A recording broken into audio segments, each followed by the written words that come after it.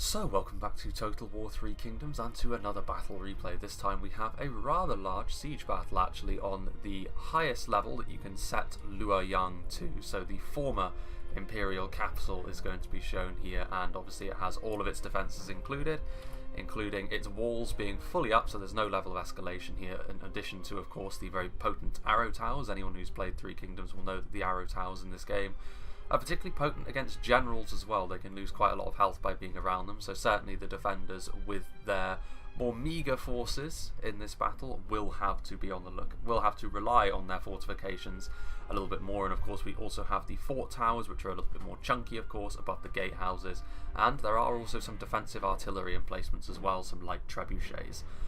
But of course the vast majority of the defensive power is still going to come from their units. They cannot afford to simply rely only on the fortifications, and we shall go through the defenders first of all. I think we will.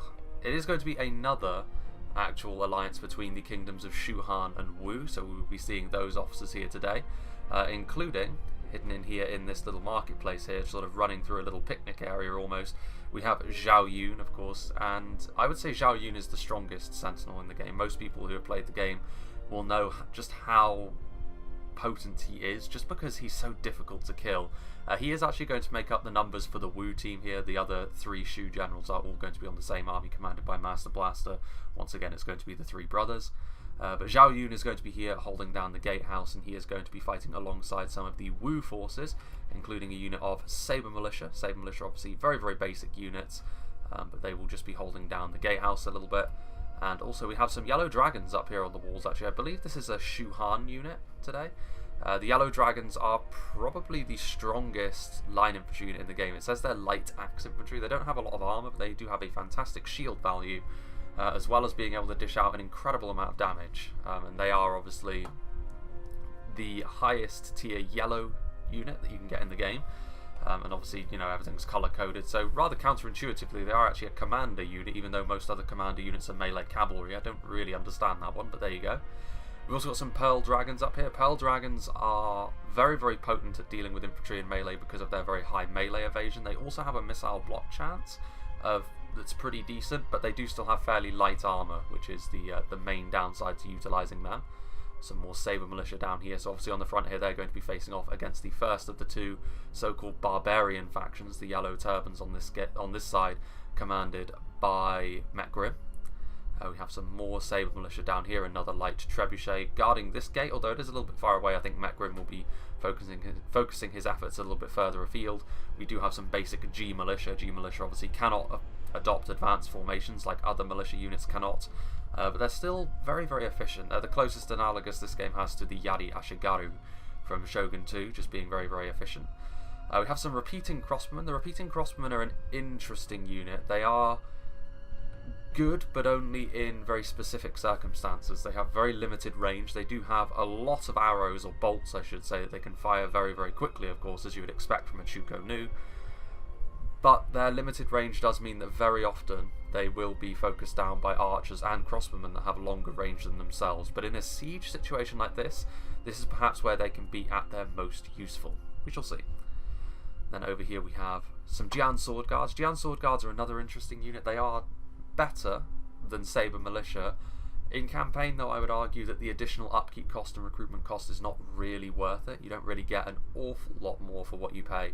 But in this sort of situation, they are at least stronger than the Saber Militia they're going to be fighting alongside. We can also see that some barricades have been set up over here to sort of create a more unnatural choke point, which is going to try and funnel Metgrim's army down specific paths.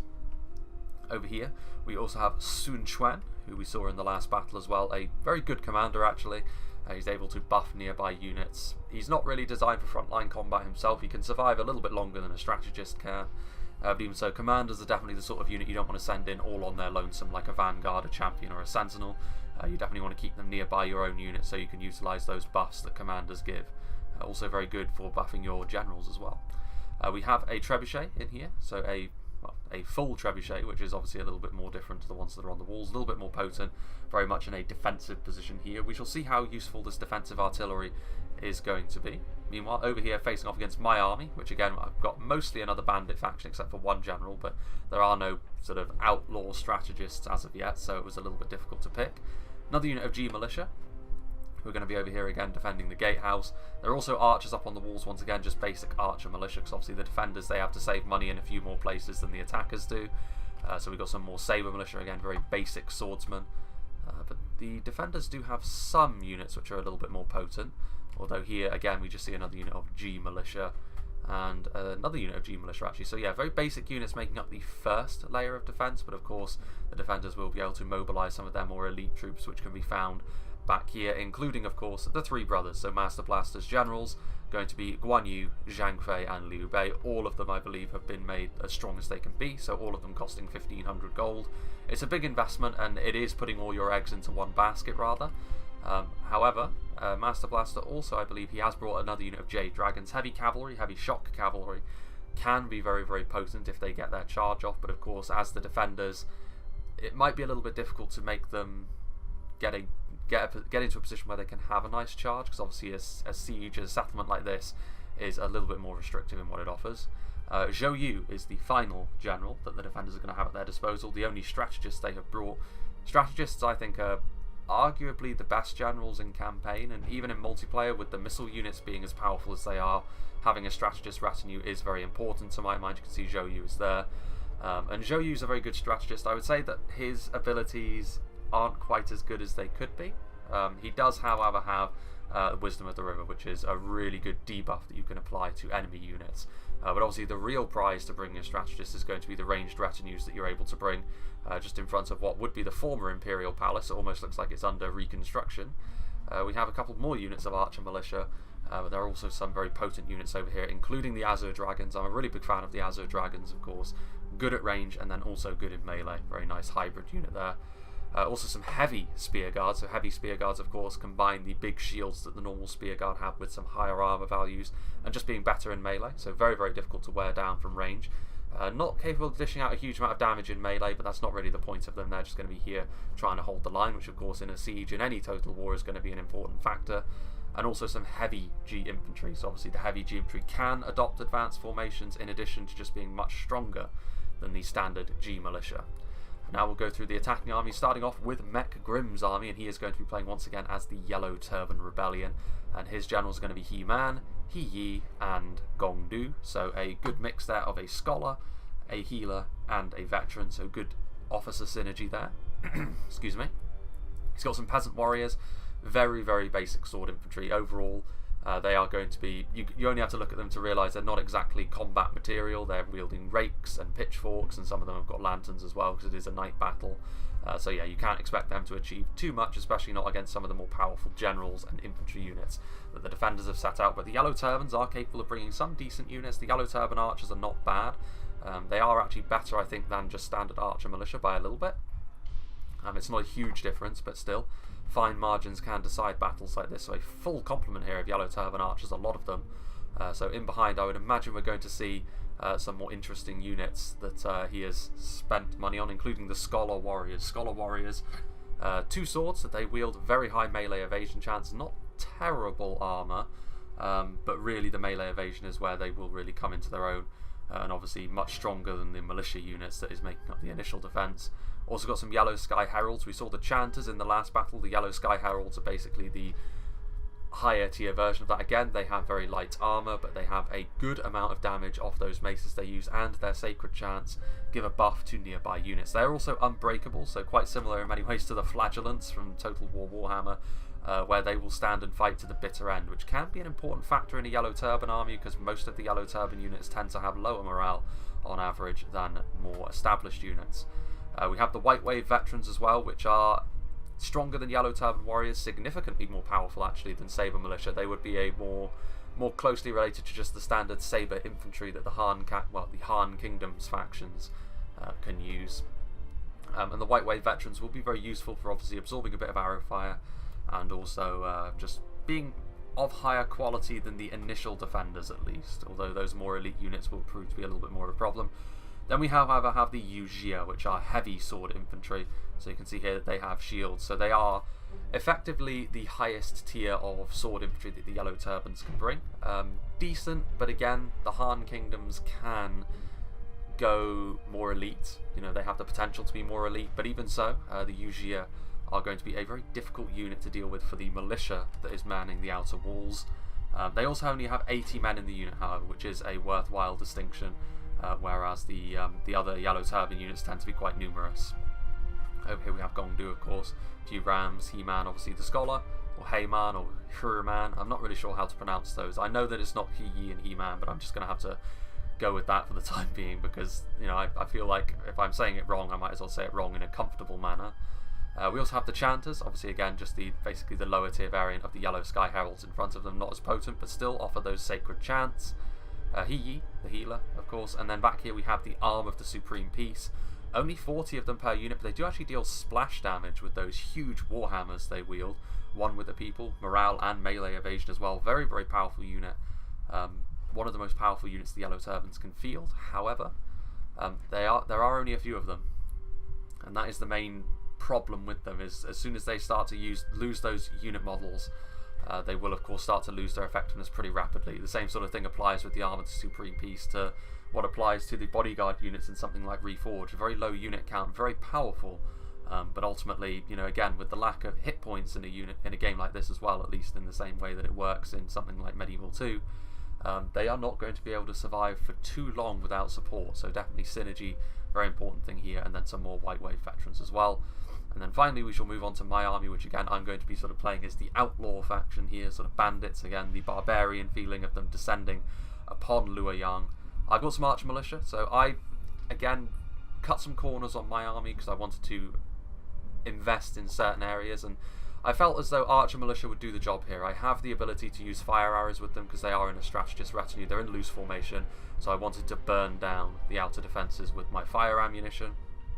Back here, the first general, I've got Gan Ning. Obviously he very much is an outlaw, a pirate at heart, and he is going to be my vanguard. He also has ranged attacks actually, so that's quite nice. Hopefully we'll be able to really start to whittle them down from afar, because heroes with a bow can be really potent at focusing down higher tier targets, and Gan Ning of course as a vanguard has got some pretty nice abilities to debuff the enemy as well.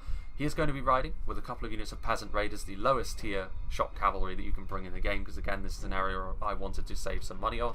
Could be really useful if I can get them into the settlement and hammer and anviling defensive positions the defenders have set up, but I didn't want to invest too heavily in that area. If I can do that, then great, but if I can't, I don't want the money that I'm investing to be too substantial there.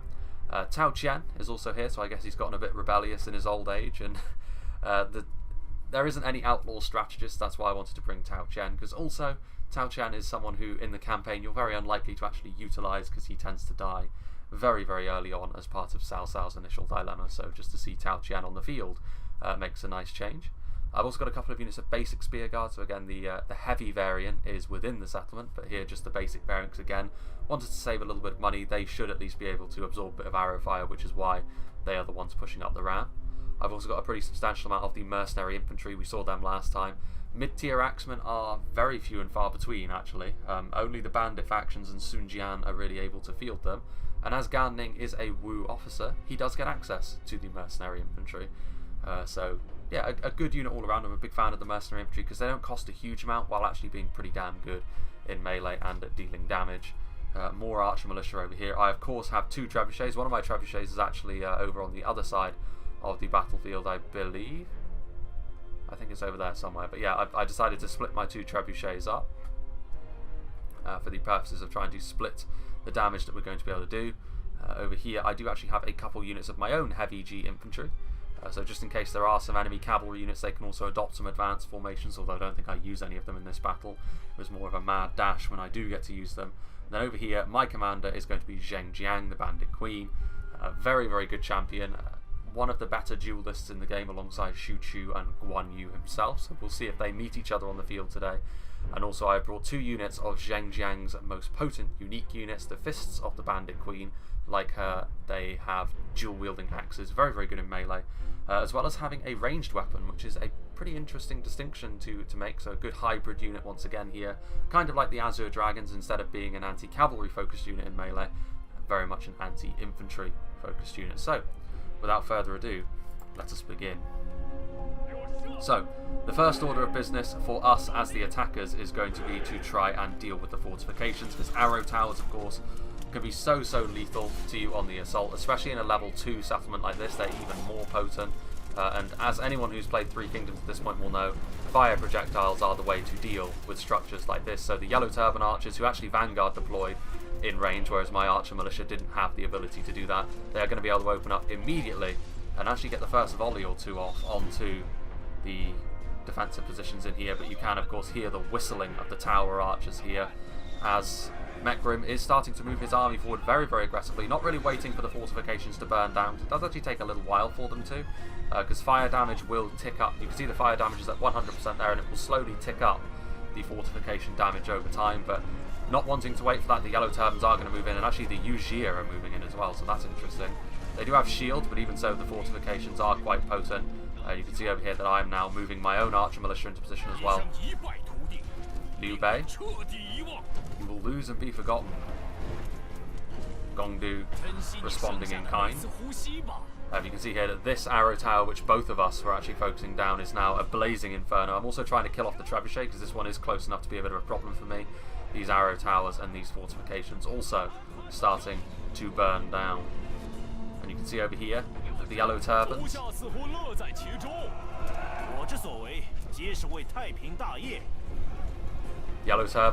utilising their grappling hooks to get up onto the walls here, but the Pearl Dragons are waiting for them, and the Pearl Dragons, this is exactly the sort of situation they are going to love to fight in. But against Scholar Warriors, it's very much two units focused around very much the same sort of warfare here. With the support of the Yellow Dragons and just the fact that it's the fortifications favouring the defenders, you would imagine the defenders should have the better of this engagement.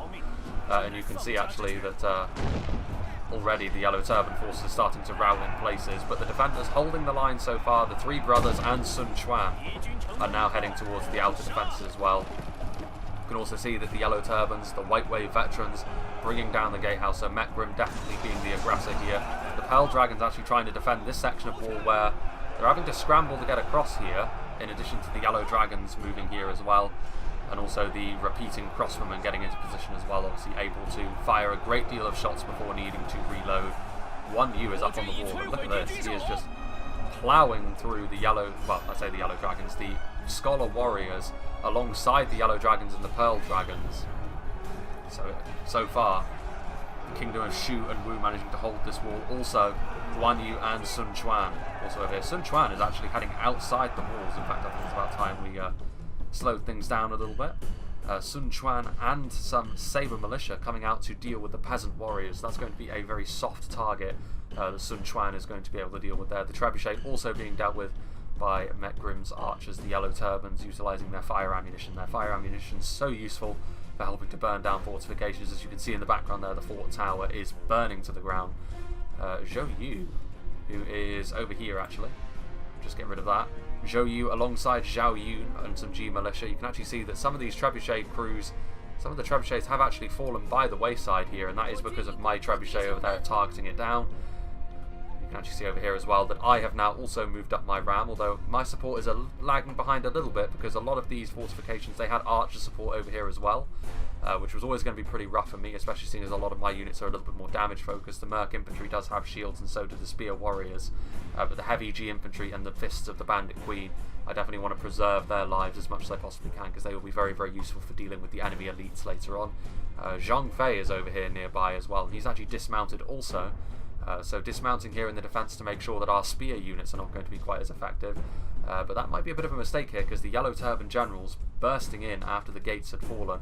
Gongdu and He Yi are going to be chasing down these repeating crossmen. Also my own fire arrows dealing a lot of damage to them as well, so we could be able to deal with a pretty high value target there for the enemy.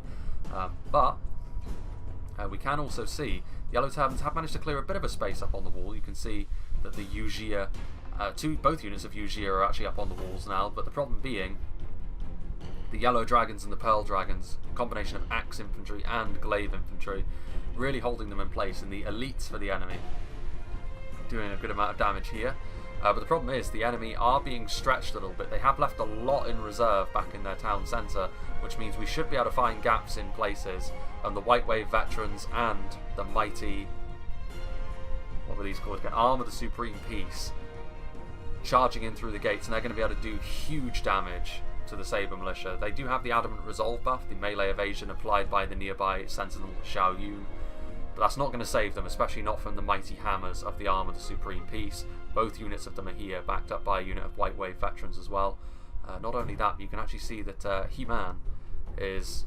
I think he's thinking of climbing up onto the walls himself to perhaps engage Guan Yu in melee. Guan Yu, of course, is slowly but surely hacking his way through these Scholar Warriors. Another one of the towers is crumbling. Gongdu very much approving of that. Liu Bei is up on the wall here as well, dealing with the yellow Sky Heralds. That's, however, not where he wants to be at all. Commanders are quite capable of sitting in melee as long as they're supported and as long as it's not up against a really powerful unit. And the yellow Sky Heralds are one of the better Yellow Turban units, and Liu Bei finding himself a little bit surrounded and outmatched here. But the Shu Han generals are proving to be a bit of a problem for the Yellow Turbans. The Yellow Turbans have had to deal with some morale shocks, and not only are they going to have to deal with that, but Zhang Fei actually, based on the amount of damage he's already taken, Gongdu must have used one of his very potent abilities. Killing Ground, I believe, makes him deal a huge amount of damage very quickly. But Zhang Fei using his Blazing Roar, and that's going to be a real problem for the Yellow Turban generals, especially He Yi, because, well, I say He Yi actually does have really good morale, doesn't he? If it was a damaging unit, then the healer would have been a real problem, but Gongdu, as a veteran, you know, vanguards and veterans are not really designed for general to general combat, but He Yi's coming in, and also some support from myself also on the way over. The spear guards coming in, and there goes Zhang Fei, very, very quickly getting burnt down by the Yellow Turban generals. But Zhang Fei's legacy lives on because they are running the Yellow Turban generals, even though my own spearmen have come in through the gap there. Zhang Fei biting off a little bit more than he can chew, which is very much in character for someone like him, charging into a situation where he was outmatched. The Yellow Dragons and the Pearl Dragons, however, dealing tremendous amounts of damage to the Yellow Turbans up on the wall, so all is not lost. Gan Ning pushing forwards as well. Liu Bei has managed to meet up with Guan Yu. Well, he's gotten a little bit closer to Guan Yu anyway. And pushing in, we can also see some G militia. But you can see quickly how the numbers of the Yellow Turbans are really starting to have a bit of an effect. There are some Jian sword guards as well from Wu up on the walls. Yellow Turban archers still here. In fact, there are some forces outside the gates as well. The Saber militia from the Kingdom of Wu trying to engage the Chanters. But the Chanters are going to be able to defeat them, especially with all the nearby support. Well, Gongdu getting into melee with Zhao Yun into a duel, no less. And this is a situation in which Zhao Yun is really going to be quite comfortable, I would imagine. Gongdu is capable of dishing out quite a lot of damage if he can hit. But Zhao Yun, as a sentinel, has got huge melee evasion. It's going to be very, very good for them. Meanwhile, my archer militia still taking a lot of damage from up on the walls. Now, however, Zhengjiang and Gan Ning coming into the walls. My infantry is now also engaging. There was a huge amount of infantry in reserve over here, but they weren't really able to actually get in and support over here now, because Zhengjiang is actually engaging Sun Quan in single combat. Once again, he's proving to be a little bit too gung-ho in these duels he's taking on. But once again, a whole bunch of militia units up against the mercenary units. My units are actually losing because of the range support, but hopefully that should stabilise very soon. Zhang Jiang here, fighting off against Sun Quan, and she has a huge advantage here. Yeah, you can see that every hit she makes is taking off a huge amount of health from Sun Quan. The Jade Dragons are on the way over, trying to come over here to hammer and anvil my mercenary infantry, but Gan Ning and my Peasant Raiders are going to be able to get in here to stop them. And the Peasant Raiders will of course die en masse to Jade Dragons, but Gan Ning staying around here.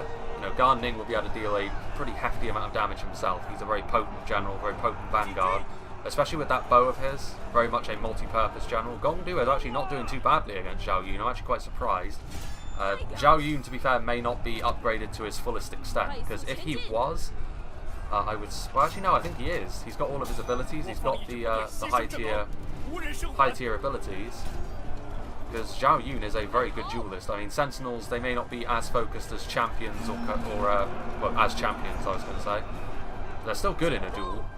But Gongdu holding his own against the mighty Zhao Yun. Zheng Jiang has emerged victorious, of course. Very unsurprising against Sun Quan. Here comes some spear guards as well to get in here against the Jade Dragons. This is going to be the end of that high tier cavalry, pinned in place by a good general, a bunch of trash cavalry, and now some spears. Not good for them. Meanwhile, that is a poison blade that I have thrown. And I think that missed Guan Yu, actually. Unfortunately for Zheng Jiang, she threw a blade right up in the air, trying to poison Guan Yu, but it has not worked. Liu Bei and Guan Yu fighting side by side, still dealing with the death of their sworn brother Zhang Fei. Meanwhile, Gan Ning and all of the cavalry victorious against the Jade Dragons are now pouring in here, and we're going to be able to surround and destroy the positions that we've got over here. But the fortifications have been doing a lot of damage to us all the while we've been fighting. You can see over here as well, also, the fists of the Bandit Queen now up on the walls, absolutely carving their way through some Saber Militia. Very, very potent unit indeed. Heavy G Infantry is now in here. All 3 units of my Mercenary Infantry are holding back this horde of, I think this is Wu Infantry actually. And the Mercenary and Fist of the Bandit Queen are in here. One of the enemy generals has fallen.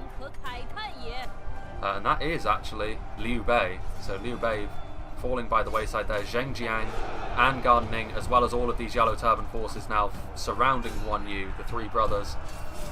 Very much biting off more than they can chew in this battle. They have managed to deal a good amount of damage to the Yellow Turban army in conjunction with the militia. Well, look at this fight over here, a really epic duel happening right in the middle of this fight. Zhao Yun and Gong Du fighting one another to a standstill.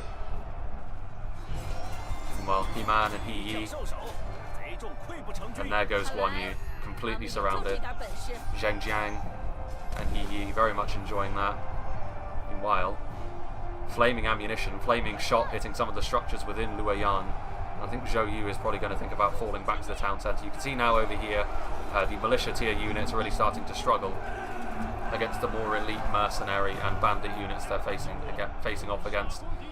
Meanwhile, I'm going to try and flank around, but you can see here that the towers lining the inner streets of Luoyang absolutely decimating my peasant raiders, and my peasant raiders are not going to make it. All of the towers that are around them are going to hack them to pieces.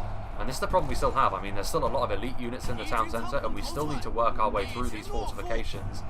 So the real question is, have we taken too much damage at this point to really follow through and take the town centre? Meanwhile, over here, the Chanters have not actually done as well against the Saber Militia as I was thinking, but the Saber Militia are thinking of routing, whereas the Chanters are unbreakable. So the Chanters, armed with their sticks and their holy chants, will be able to rout the Saber Militia, and that will be that. Moving forward my Trebuchet into position as well. Some Spear Guards.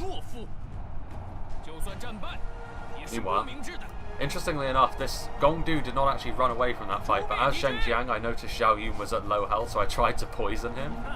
But that also ends the duel. So Gong Du actually gets a big debuff because of that, because he technically was on the side which sort of did not honour the duel, so to speak, but Zhao Yun has been poisoned. And he may very well survive, but he's also very wounded, so Zheng Jiang, I think, is just going to charge after him and try and kill him off. Gan Ning is back over here, trying to do support. You can actually see, yeah, there's my cavalry. Only 10 of them survived. They're going to charge into the back, but there are G militia in there, so yeah, that's going to be enough to rout my cavalry, but it's also going to be enough to rout them. With all of my mercenary infantry, a lot of my infantry is now here just trying to crush what resistance remains on the outer walls. There's He charging through the town. I'm sure the burning of Luoyang is something that he has wanted to happen for some time. The heavy G infantry is here. We have managed to take a tower over here. Zheng Jiang trying to kill off Zhao Yun, and there's going to be no escape for him because he's on foot. Zheng Jiang still has her horse, and any hit she makes is going to hit pretty hard. Meanwhile, some Jian Sword Guards are actually charging in here to help out against the heavy G infantry, and with the tower support, the Jian Sword Guards should be able to win that fight fairly comfortably. Which is not good for me. That means I have lost another pretty important unit. And there we go, Zhao Yun dead. Zheng Jiang killing Zhao Yun off. The light in the dark has finally been snuffed out. Tao Qian over here with the ranged units that I have left. Very limited ammunition that I have left. Meanwhile, you can actually see over here a bit of regrouping going on from the Wu forces, which is unfortunate because we're now in range of those towers. But heavy G infantry and Fists of the Bandit Queen and Mercenary Infantry should be more than enough to deal with a heavily battered unit of Saber Militia. And so it is turning out to be Fists of the Bandit Queen. But I'm taking damage from those towers, which is not good. Fists of the Bandit Queen are a unit I really don't want to lose cheaply. But He-Man, Gan Ning and He-Yi are on the way over. Meanwhile, Zheng Jiang, you can see over here that I'm taking a tower with Zheng Jiang. But this is the power of arrow towers. Look how much damage she's taken. I've managed to take another tower, but now I really desperately need to get out of there because Zheng Jiang is still going to be an important factor in this battle. She is a champion after all. She could be used to great effect against Zhou Yu. We're also running out of potency a little bit. There are these Jiang Sword Guards which were victorious against my forces, but I'm going to try and finish them off now with Zheng Jiang. And that is going to be enough to break them. Again, they're very depleted. They're taking fire, ammunition fire. And Zheng Jiang is also beating on them, even as wounded as she is. That's going to be enough to take them out. Meanwhile, there are also some enemy archers up on those walls. Those fire arrows flowing into our forces. If they had got there while those Saber Militia were still holding, could have been really bad for us. But as it is, they have taken a little bit too long, I think, to get here. And now He-Man is up on the walls, utilising his dual maces. And he is going to be able to crush his way through Archer Militia very, very quickly. And also I'm going to get some of my own units up there as well, including Mercenary Infantry and Fists of the Bandit Queen, to really just make sure there's no resistance on the outer walls and we can fully focus on the final stand in the town centre of Luoyang. And over here you can see that what I'm going to try and do here is utilise my, well, not my units actually, but what we are going to try and do is to utilise the archers that we have that are out of ammunition to try and take these towers. Because actually this one was retaken as the enemy units retreated through it. Tao Qian is also over here, and those archers were never really going to last too long against two very healthy Yellow Turban generals and some decent axe infantry, some very good axe infantry when you think of the Fists of the Bandit Queen. But unfortunately what we have here is the Yellow Turban archers are going to try and take these towers, but it's looking like they're going to rout before they actually manage to do so. Of course, when the attackers take towers, they do not actually fire, but we just need to stop them from firing. If we can, then what strength we have left should be enough to defeat what they have in the town centre. But look at this. We're having a real problem with routing. These towers, level 2 fortifications, very, very potent here, and I'm going to be trying to use my own archers as well. And I'm going to try and use Tao Qian, because Tao Qian, I didn't spend a lot of money on him. He is as cheap as he can be, and it was my thinking that if I was going to lose a general, I would rather it be him. And if I can take a few towers with him at this point, that would be more than worth it, even though he does have the debuff ability, which is so good on strategists. These towers also firing on the nearby troops. My heavy G infantry trying to get out of there as quickly as possible. This tower has been taken. You see Zheng Jiang is trying to wheel around to an area where there are no towers, because a few more shots from an arrow tower and she will indeed be dead. Mercenary infantry and spear guards also moving forwards. But yeah, at this point, definitely clean up. Gan Ning definitely having a good fight so far. Vanguards can be so potent at dealing with enemy infantry positions, and of course with that cavalry very much able to surround those positions. And here we can see Tao Qian moving into position to take these arrow towers. But as a strategist, and as a very cheap strategist, just look how quickly he's being torn to shreds, basically. We have managed to take this tower, so he has managed to succeed at doing that, but he's already wavering. And you can see over here, I think he does actually break very quickly. So I'm going to try and save Tao Qian, but yeah, he breaks, and he does not come back either, so ultimately that may turn out to not be worth it. Very unfortunate for us. So there is still more fortifications we have to deal with. There's this arrow tower over here, which is proving to be a real pain in the neck. You can also see that with what ammunition we have left, I'm going to try and do some damage to this central position, because there are still some elite units back here, of course, including the heavy spear guard, some heavy G infantry, and the Azure Dragons, very potent units, backed up by some repeating crossmen, and of course they have the assistance of Zhou Yu, who can debuff us. But in terms of generals, the Yellow Turbans still have two generals that are very high on health. Gan Ning over here taking a tower, but not for free. He took a little bit of damage as well. But the generals are really the thing we have left, which is actually useful. Because if you look at this infantry, their infantry is of much higher quality than ours, and they have more of it. So we're going to be very reliant on the 4 generals we have left. Fortunately for us, the Yellow Turbans are still in pretty good health, and we'll have to hope that that continues, because Tao Qian is not coming back. I do have some Fists of the Bandit Queen, which are still quite far away, and the Fists of the Bandit Queen, to be fair, are the best aggressive infantry that are left on the field.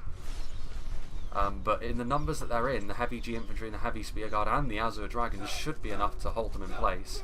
And you can see here, it's going to be, and he's trying to utilise his ranged ability there. Both He-Man and Gan Ning have got their ranged abilities, both of them utilising their quick shots to kill off a few of the G infantrymen, but now it's going to be a time for heroes as He-Man charging in, clubbing one of those heavy G infantrymen, and Gardening also utilising his Marshal G now in melee. And Gardening as a vanguard should be right at home here, especially dismounted, because a lot of these units are more focused around anti-cavalry. So He-Man and Gardening moving in. He also coming in. He is a healer, so he's not going to be...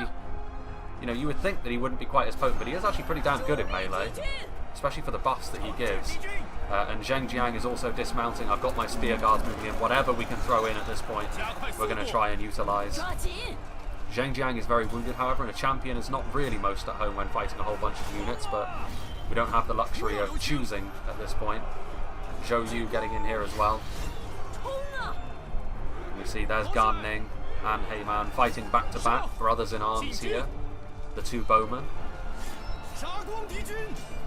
Just stabbing through these people, and now you can also see that, you know, my spear guard's Wisdom of the River has been popped by Zhou Yu, which is going to really debuff them and the generals actually, but it did not affect the Axeman.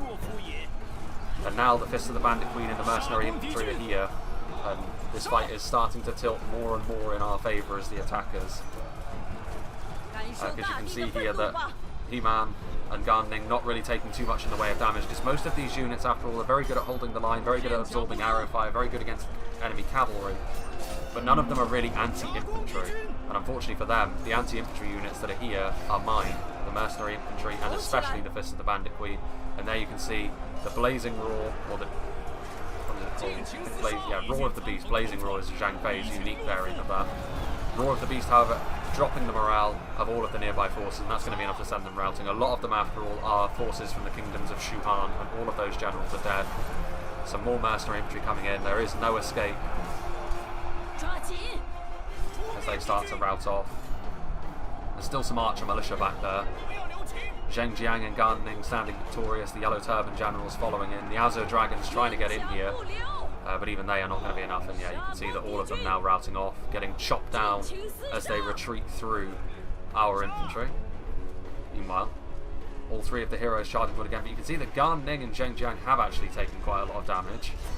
So the Yellow Turbans being spared the wrath of a lot of the damage that has been done so far, as the three heroes there, Zheng Jiang just carving through the Archer Militia. Looks like she killed one of her own men there, as the outlaws continue to cut and carve their way through. You can see that she doesn't have a lot of health. In fact, it looks like she's got 0 health. She's trying to get out of there, but I don't think she's going to succeed. She's going to charge into melee. Well, she's going to get in here. And there she goes, stabbed in the kidneys by a simple Archer militiaman, and her hatred for the Han, while she may have got to see Luoyang burn down for the second time, it cost her her life. But Gardening will be able to see the end of this battle. I think he's simply got too much health for basic Archer militia like this to finish him off, especially alongside the two Yellow Turban generals here. The pirate who wears bells, the jingling to signify the enemy's doom. There are a few units of Azure Dragons that did actually regroup, but no rest for the weary as the Fist of the Bandit Queen and the Mercenary Infantry engaging them as well, so definitely giving as good as they get. Although once again the enemy towers proving to be a real problem, but they're losing their stomach for the fight, and Zhou Yu here is going to be the last man left standing for the defenders, as the barbarians that were at the gates succeed in their quest to bring down the reclaimed capital of the Han Empire.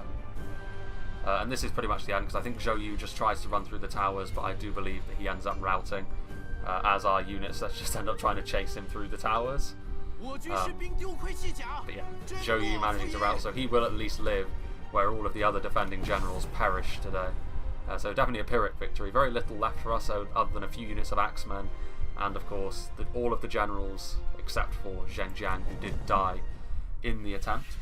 Zheng Jiang getting a few kills, but the MVP for my army, I don't think we can actually see what was the MVPs for Mekgrim's Yellow Turban army, unfortunately. But I would suggest it would probably be He-Man and the Chanters, the arm of the Supreme Peace, because they must have killed a lot of infantry in the initial gatehouse with that splash damage. But Gan Ning was the MVP for me, getting 225 kills. Obviously, a lot of that can come down to the fact that he can sit at range and shoot with his bow, before being pretty damn potent, as most vanguards are in melee. All of my mercenary infantry, except for this unit, which got shot up a little bit by the gatehouses, did quite well.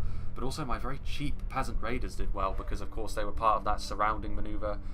They helped bring down the Jade Dragons, but it was then charging through the fleeing infantry at the gatehouse, which obviously got them that amount of kills. My heavy infantry, and of course the Fist of the Bandit Queen, doing very well as well. So the aggressive infantry, my archers were just there to bring down fortifications, my trebuchets did okay as well. As for the Kingdom of Shuhan, the best unit they have was actually the Jade Dragons, which is kind of surprising considering they were shut down relatively quickly by Gan Ning and the Peasant Raiders. But it just goes to show how powerful heavy cavalry like that can be off of a charge. Liu Bei actually doing very well up on the walls as well, but it did cost him because he had a lot of damage done to him, which he was not really able to recoup. And when he got down into the gatehouse, you know, that big mess, he was very easy to finish off because commanders are just not as tough. Zhang Fei getting 0 kills, however, he really didn't think through charging into those Yellow Turban generals, because they were able to just gang up on him and kill him, and as a vanguard, that is the thing which is going to be most likely to finish you off. Several generals attacking you all at once, and Gongdu able to do a lot of armor-piercing damage, and Zhang Fei not the best, as it turns out, at trying to dodge abilities. Guan Yu did okay. Guan Yu, however, did okay.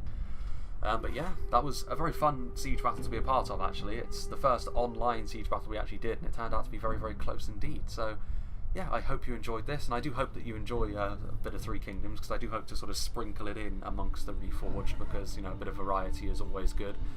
Good for my sanity as well. So yeah, hope you enjoyed this, and I hope you'll join me for whatever is next.